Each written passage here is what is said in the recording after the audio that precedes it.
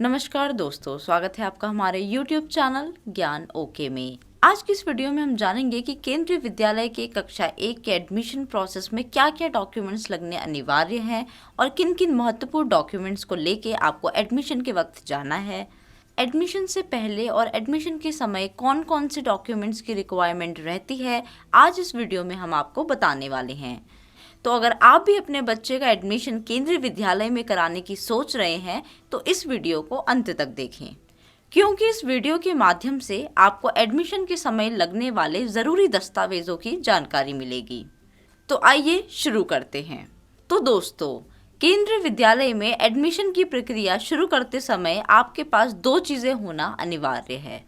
पहला, आपका खुद का फ़ोन नंबर एंड सेकंड आपकी ईमेल आईडी, क्योंकि एडमिशन से रिलेटेड सारी जानकारी आपको फ़ोन व ईमेल आईडी के थ्रू ही प्रोवाइड कराई जाती है। इसीलिए आपके पास आपका खुद का फ़ोन नंबर व ईमेल आईडी होना ज़रूरी है, जिसकी मदद से आप परीक्षा से जुड़ी सारी जानकारी की अपडेट समय समय पर पा सकें। इसी के साथ आपके पास बच्चे का पासपोर्ट साइज फोटो होना ज़रूरी है। एडमिशन की प्रक्रिया में बच्चे के कई पासपोर्ट साइज फोटो लगते हैं, जिसका साइज 256 KB से ज़्यादा नहीं होना चाहिए और साथ ही आप इसे JPG के फॉर्मेट में ही अपलोड कर सकते हैं। इसके बाद आपके पास बच्चे का बर्थ सर्टिफिकेट होना अनिवार्य है। एडमिशन के दौरान बच्चे का बर्थ सर्टिफिकेट एक बहुत ही महत्वपूर्ण दस्तावेज माना जाता है। इसके अलावा अगर आप SC/ST कास्ट से बिलोंग करते हैं तो आपके पास आपका SC/ST कास्ट सर्टिफिकेट होना चाहिए और साथ ही अगर आप OBC कैटेगरी से बिलोंग करते हैं तो आपके पास OBC सर्टिफिकेट होना चाहिए जो 3 साल से पुराना ना हो। इसके अलावा अगर आप मेंबर ऑफ पार्लियामेंट या KVS एम्प्लॉय के ग्रैंड चिल्ड्रन हैं तो आपको उनके साथ अपना रिलेशनशिप सर्टिफिकेट भी सबमिट करना होता है। और साथ ही अगर आप एक सर्विस क्लास व्यक्ति हैं तो आपको अपना सर्विस सर्टिफिकेट, पेमेंट स्लिप और साथ ही अपना आइडेंटिटी कार्ड भी रखना होता है। इसके अलावा अगर आप गवर्नमेंट एम्प्लॉय हैं तो आपके पास आपका ट्रांसफ़र सर्टिफिकेट होना चाहिए, जिससे आपके पिछले 7 सालों का रिकॉर्ड पता चल पाए। इसी के साथ अगर आप EWS यानी economically weaker section and BPL यानी बिलो पॉवर्टी लाइन के कैंडिडेट हैं तो आपके पास BPL और EWS का सर्टिफिकेट होना ज़रूरी है।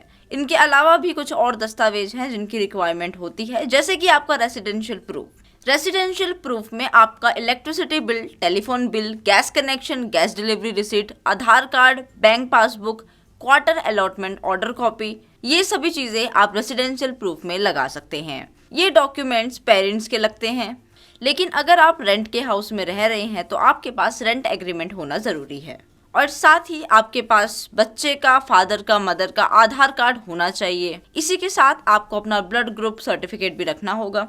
लेकिन अगर बच्चा दिव्यांग है या हैंडीकैप है तो आपके पास हैंडीकैप सर्टिफिकेट भी होना चाहिए। और अगर बच्चे के फादर आर्मी में थे और ड्यूटी के दौरान ही उनकी मृत्यु हो गई थी तो उनका डाइड इन हार्नेस सर्टिफिकेट भी आपके पास होना चाहिए। साथ ही आपके पास self declaration distance between school and residence यानी स्कूल एंड रेसिडेंस के बीच का डिस्टेंस सर्टिफिकेट भी आपके पास होना चाहिए। और अगर आप सेंट्रल या स्टेट गवर्नमेंट के अंडर वर्क कर रहे हैं तो आपको अपना सर्विस सर्टिफिकेट सबमिट करना होगा। और अगर बच्चे का रजिस्ट्रेशन सिंगल गर्ल चाइल्ड यानी SGC के अंडर हुआ है तो उसका सिंगल गर्ल चाइल्ड सर्टिफिकेट भी आपको सबमिट करना होगा।